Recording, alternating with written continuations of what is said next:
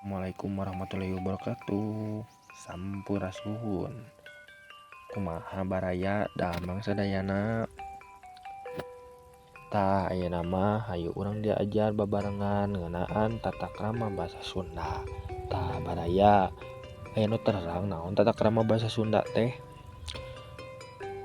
Tata krama basa Sunda atawa sok disebut oge undak usuk basa Sunda nyaeta aturan sopan santun ngagunakeun basa Sunda pikeun silih hormat jeung silih ajenan.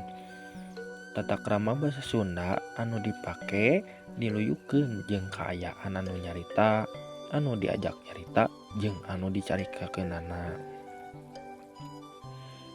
Kekecapan dina tata krama basa Sunda dibagi jadi dua, nyaeta ragam basa loma jeung ragam basa hormat.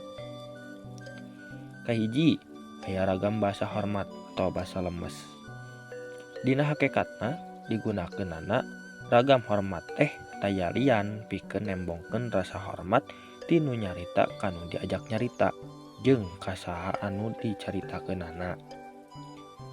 Ragam basa hormat diwengku ku ragam basa keur sorangan jeung ragam basa keur batur. Kedua aya ragam basa loma atawa akrab.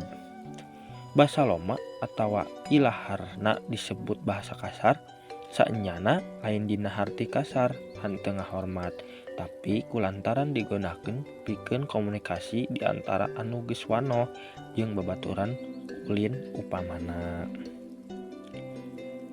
Tah di dieu ya contoh basa hormat keur sorangan, basa hormat keur batur jeung basa loma. Kahiji aya wangsul eta basa hormat keur sorangan, basa hormat keur baturna mulih, basa lomana balik.